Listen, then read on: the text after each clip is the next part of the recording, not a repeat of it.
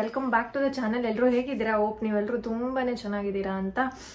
So ನಾನು ಇವತ್ತು ಕೆಲವೊಂದು ಟಿಪ್ಸ್ನ ಹೇಳ್ತಾ ಇದ್ದೀನಿ. ಅಂದರೆ ಇವಾಗ ಮನೆಯಲ್ಲಿ ನೆಗೆಟಿವ್ ಎನರ್ಜಿ ಇರ್ಬೋದು ಅಥವಾ ಕಣ್ಣು ದೃಷ್ಟಿ ಇರ್ಬೋದು, ಅದನ್ನೆಲ್ಲ ಯಾವ ಥರ ಪರಿಹಾರ ಮಾಡ್ಕೊಬೋದು ಮನೆಯಲ್ಲೇ ಸಿಂಪಲ್ ಆಗಿ ಈ ಟಿಪ್ಸ್ನ ಫಾಲೋ ಮಾಡಿದ್ರೆ ನಿಮ್ಗೆ ಯಾವುದೇ ಒಂಥರ ನೆಗೆಟಿವ್ ಎನರ್ಜಿ ಆಗಿರ್ಬೋದು ಅಥವಾ ಯಾರ್ದಾದ್ರು ಕಣ್ಗಳಿರ್ಬೋದು, ಜನಗಳ ಕಣ್ಗಳಿರ್ಬೋದು, ಮೇನ್ ಜನಗಳ ಕಣ್ಗಳು ಏನಂದ್ರೆ ಜನಗಳ ಕಣ್ಗಳಿಂದ ಬಂಡೆನೆ ಸಿಡ್ದೋಗುತ್ತಂತೆ ಅಂತ ಹೇಳ್ತಾರಲ್ಲ, ಆ ತರ ನಿಜವಾಗ್ಲೂ ಜನಗಳ ಕಣ್ಗಳು ಮಾತ್ರ ಒಳ್ಳೇದಲ್ಲ.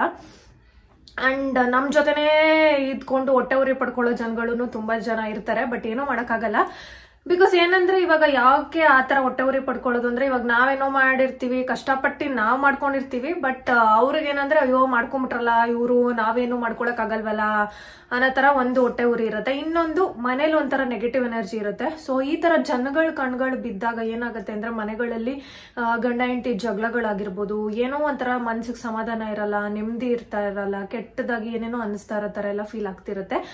ಸೊ ಅವಾಗ ನಾವೇನ್ ಮಾಡ್ಬೇಕು ಅಂದ್ರೆ, ಇವಾಗ ಅಮಾವಾಸ್ಯೆ ಅಥವಾ ಹುಣ್ಣಿಮೆ ಟೈಮಲ್ಲಿ ಈ ಒಂದು ಬಿಳಿ ಸಾಸಿವೆ ಸಿಗುತ್ತೆ ನಿಮ್ಗೆ, ನಾನು ತೋರಿಸ್ತೀನಿ.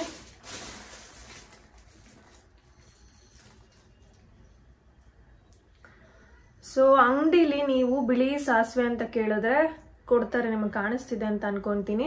ಅಂಡ್ ಈ ತರ ಮಣ್ಣಿಂದು ಧೂಪ ಹಾಕದೆ ಬರುತ್ತೆ, ಮಣ್ಣಿಂದು, ಅದು ಗೊತ್ತಿರುತ್ತೆ ಅನ್ಸುತ್ತೆ. ಅದೇನಾದ್ರೂ ನಿಮ್ಗೆ ಸಿಗ್ಲಿಲ್ಲ ಅಂದ್ರೆ ಈ ತರ ಮಣ್ಣಿಂದು ಒಂದು ಪ್ಲೇಟ್ ನ ತಗೊಂಡು ಅದಕ್ಕೆ ಕಾಯಿ ಜುಂಗ್ ಬರುತ್ತಲ್ಲ, ಕಾಯಿ ಜುಂಗ್ ಎಲ್ರಿಗೂ ಗೊತ್ತಿರುತ್ತಲ್ಲ, ತೆಂಗಿನಕಾಯಿ ಜುಂಗ್ ಬರುತ್ತಲ್ಲ, ಆ ಜುಂಗನ ಫಸ್ಟ್ ಇದಕ್ಕೆ ಹಾಕಿ ಅದ್ರ ಮೇಲೆ ಸ್ವಲ್ಪ ಸ್ವಲ್ಪ ಈ ತರ ಏನು ಬಿಳಿ ಸಾಸಿವೆನ ಅದ್ರ ಮೇಲೆ ಹಾಕಿ ಸ್ವಲ್ಪ ಕರ್ಪೂರ ಬೇಕಾದ್ರೆ ಹಾಕಿ ನೀವು ಮನೆ ಸುತ್ತ ಮನೆ ಮೂಲೆಗೂನು ಹೊಗೆ ಕೊಡ್ಬೇಕು.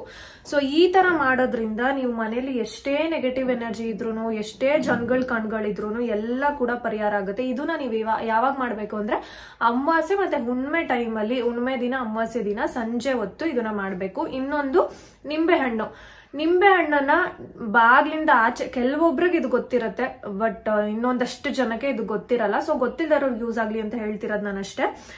ಸೊ ಆಚೆ ನಿಂತ್ಕೊಂಡು, ಬಾಗ್ಲಿಂದ ಆಚೆ ನಿಂತ್ಕೊಂಡು ನಿಂಬೆ ಹಣ್ಣನ್ನ ಎಡ್ಗಾಯಲ್ಲಿ ಇಟ್ಕೊಂಡು 3 ಸತಿ ಹೊಸ್ಲಿಂದ ಮೇಲ್ಗಡೆಗೆ 3 ಸತಿ ನಿಮ್ ಮನೆ ದೇವ್ರನ್ನ ಹೆಸರು ಹೇಳಿ, ಯಾವುದೇ ಒಂಥರ ಕೆಟ್ಟ ದೃಷ್ಟಿಗಳು ನಮ್ಮ ಮೇಲೆ ಏನಾದ್ರು ಅಥವಾ ನಮ್ಮ ಮನೆ ಮೇಲೆ ಏನಾದ್ರು ಬಿದ್ದಿದ್ರೆ ಪರಿಹಾರ ಆಗ್ಲಿ ಅಂತ 3 ಸತಿ ನೀರು ಉಳಿಸಿ ಅದನ್ನ ಕಟ್ ಮಾಡಿ ಎಡ್ಗಾಯಲ್ಲಿ ಇರೋದು ಬಲ್ಗಡೆಗೆ ಇಡಬೇಕು, ಹೊಸ್ಲು ಪಕ್ಕ, ಬಲ್ಗಡೆ ಇರೋದನ್ನ ಎಡ್ಗಡೆ ಇರಬೇಕು ಹೊಸ್ಲು ಪಕ್ಕ. ಅದಕ್ಕೆ ಕುಂಕುಮ, ಒಂದ್ ಕಡೆ ಕುಂಕುಮ ಫುಲ್ಲು, ಒಂದ್ ಕಡೆ ಅರ್ಶಿನ ಫುಲ್ಲು ಹಚ್ಚೋದು. ಇದು ಆಲ್ಮೋಸ್ಟ್ ಎಲ್ರಿಗೂ ಗೊತ್ತಿರುತ್ತೆ.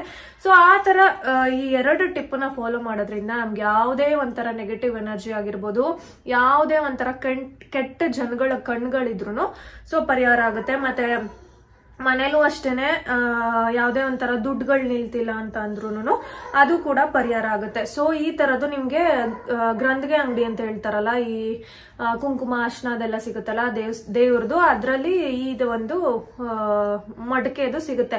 ಸೊ ಈ ತರ ಮಣ್ಣಿಂದು ಒಂದು ದೀಪಗಳು ಹಚ್ಬೋದು ಅಥವಾ ಮಣ್ಣಿಂದು ಈ ತರ ಎಲ್ಲ ಉಪಯೋಗಿಸೋದ್ರಿಂದ ತುಂಬಾನೇ ಶ್ರೇಷ್ಠ ಅಂತ ಹೇಳ್ಬೋದು. ನಾವ್ ಯಾವುದೇ ಬೆಳ್ಳಿ, ಯಾವುದೇ ಒಂದು ಇದು ಯೂಸ್ ಮಾಡೋದಕ್ಕಿಂತ ಇದು ತುಂಬಾ ಶ್ರೇಷ್ಠ ಅಂತ ಹೇಳ್ತಾರೆ. ಸೊ ನನಗ್ ಗೊತ್ತಿರೋದು, ನಾನ್ ಫಾಲೋ ಮಾಡ್ತಿರೋದನ್ನ ನಿಮಗ್ ಯೂಸ್ ಆಗ್ಲಿ ಅಂತ ನಾನು ಹೇಳ್ತಿದ್ದೀನಿ. ಸೊ ಈ ತರ ನೀವು ಬಿಳಿ ಸಾಸಿವೆನ ಕೇಳಿದ್ರೆ ಕೊಡ್ತಾರೆ. ಅಮಾವಾಸ್ಯೆ ಮತ್ತೆ ಹುಣ್ಣಿಮೆ ಟೈಮಲ್ಲಿ ಈ ತರ ಮಾಡೋದ್ರಿಂದ ಯಾವುದೇ ತರ ನೆಗೆಟಿವ್ ಎನರ್ಜಿ ಇದ್ರೂ ಹೋಗುತ್ತೆ. ಇನ್ನೊಂದು ನಿಮ್ಗೆಲ್ರಿಗೂ ಗೊತ್ತಿರುತ್ತೆ, ಉಪ್ಪಿನ ದೀಪ ಫ್ರೈಡೆ ಹೊತ್ತು ಹಚ್ಚೋದು. ಸೊ ಒಬ್ರೊಬ್ರು ಫ್ರೈಡೆ ಯಾವಾಗ್ಲೂ ಹಚ್ತಿರ್ತಾರೆ, ಇನ್ನೊಬ್ರೊಬ್ರು ಇಷ್ಟು ವಾರಗಳು ಹಚ್ತೀವಿ ಅಂತ ಹಚ್ತಿರ್ತಾರೆ.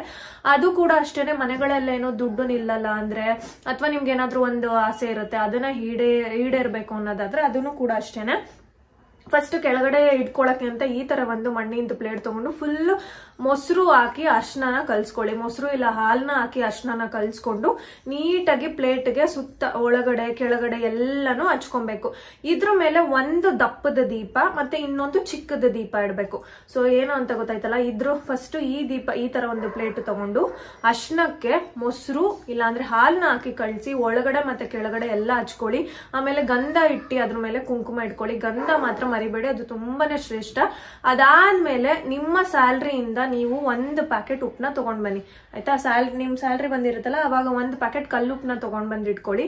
ಆ ಕಲ್ಲುಪ್ಪಲ್ಲಿ ಸೊ ನೀಟಾಗಿ ಇದಕ್ಕೆಲ್ಲ ಕುಂಕುಮ ಇಟ್ಕೊಂಡೆಲ್ಲ ಇದ್ಮೇಲೆ ಇದ್ರ ಮೇಲೆ ದೀಪ ಇಟ್ಕೊಳ್ಳಿ, ಓಕೆನಾ. ಇದ್ರ ಮೇಲೆ ಒಂದು ದಪ್ಪ ದೀಪ ಇಟ್ಕೊಳ್ಳಿ, ಇದ್ರ ಮೇಲೆ ಆಗಂತದ್ದು ಒಂದು ದಪ್ಪ ಮಣ್ಣಿನ ದೀಪ ಇಟ್ಕೊಂಡು ಆ ದೀಪನೂ ಅಷ್ಟೇನೆ ಮೊಸರಲ್ಲಿ ಕಲ್ಸಿಟ್ಟಿರ್ತೀರಲ್ಲ ಅರ್ಶನ, ಅದನ್ನು ದೀಪಗಳಿಗೆ 2 ದೀಪ ಬೇಕು ಇದಕ್ಕೆ. ಒಂದು ಚಿಕ್ಕ ದೀಪ, ಒಂದು ದೊಡ್ಡ ದೀಪ.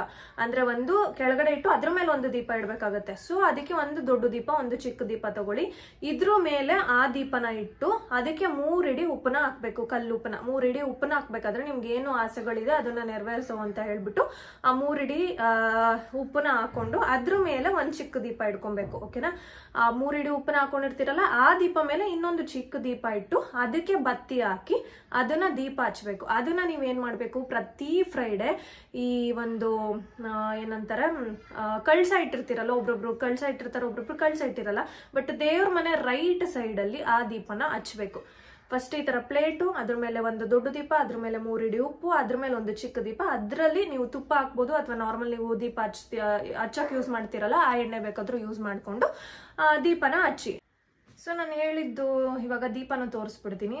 ಸೊ ನೋಡಿ, ಈ ತರ ಒಂದು ದೊಡ್ಡ ದೀಪ, ಇದು ಚಿಕ್ಕ ದೀಪ, ಇದ್ರ ಒಳಗಡೆ ಉಪ್ಪನ್ನ ಇದ್ರ ಒಳಗಡೆ 3 ಇಡಿ ಹಾಕಿ ಅದ್ರ ಮೇಲೆ ಈ ಚಿಕ್ಕ ದೀಪನ ಪ್ಲೇಸ್ ಮಾಡಿ ನೀವು ದೀಪನ ಹಚ್ಬೇಕು. ಉಪ್ಪು ಮೇಲೆ ಬೇಕಿದ್ರೆ ನೀವು ಈ ತರ ನೋಡಿ ಸಣ್ಣ ಪ್ಲೇಟ್ಗಳು ಸಿಗುತ್ತೆ ನಿಮ್ ಗ್ರಂಥಿಗೆ ಅಂಗಡಿಲಿ, ಇಲ್ಲ ಆಯಿಲ್ ಆಗಿದೆ, ಸಣ್ಣ ಪ್ಲೇಟ್ಗಳು ಸಿಗುತ್ತೆ. ಅದನ್ನ ಬೇಕಾದ್ರೆ ಈ ಉಪ್ಪಿಂದು ಇದಿರುತ್ತಲ್ಲ ಅದ್ರ ಮೇಲೆ ಇಟ್ಟು ಅದ್ರ ಮೇಲೆ ನೀವು ಈ ತರ ಇಟ್ಟು ದೀಪ ಇಡ್ಬೋದು. ಇದು ಚಿಕ್ಕದು ಸಿಗುತ್ತೆ, ಬಟ್ ಇದು ಸ್ವಲ್ಪ ದೊಡ್ಡದಾಗ್ತಿದೆ. ಈ ತರ ಬೇಡ ಅಂತ ಅಂದ್ರೆ ನೀವು ಈ ತರ ಒಂದು ಪ್ಲೇಟ್ ತಗೊಂಡು ಅದ್ರ ಮೇಲೆ ಉಪ್ಪಿಂದು ಈ ತರ ಪ್ಲೇಸ್ ಮಾಡಿ ಅದ್ರ ಮೇಲ್ಗಡೆ ಈ ತರ ಹಚ್ಬೇಕು. ನಾನು ಹಚ್ಚೋದಾಗ ಒಂದ್ಸತಿ ಶಾರ್ಟ್ಸ್ ಅಲ್ಲಿ ಹಾಕ್ತೀನಿ, ನೀವು ಅದನ್ನ ನೋಡ್ಬೋದು. ಸೊ ಈ ತರ ಮಾಡೋದ್ರಿಂದ ಮನೇಲಿ ಯಾವುದೇ ಒಂಥರ ದುಡ್ಡಿನ ಸಮಸ್ಯೆಗಳಿರ್ಬೋದು, ದುಡ್ಡೇ ನಿಲ್ತಾ ಇಲ್ಲ ಮನೇಲಿ ಅಂತ ಹೇಳೋರು, ಅಥವಾ ನೆಗೆಟಿವ್ ಎನರ್ಜಿ ಏನಾದ್ರು ಇರ್ಬೋದು, ಈ ತರ ಯಾವುದೇ ಒಂದು ಇದಿದ್ರು ಪರಿಹಾರ ಆಗುತ್ತೆ. ಸೊ ಇದೇ ವಿಡಿಯೋದಲ್ಲಿ ನಾನು ಹಿಂಗೆ ರೆಡಿ ಆಗಿದ್ದೀನಿ. ಇವಾಗ ನವ್ಯ ಮನೆಗೆ ಹೋಗ್ಬೇಕು.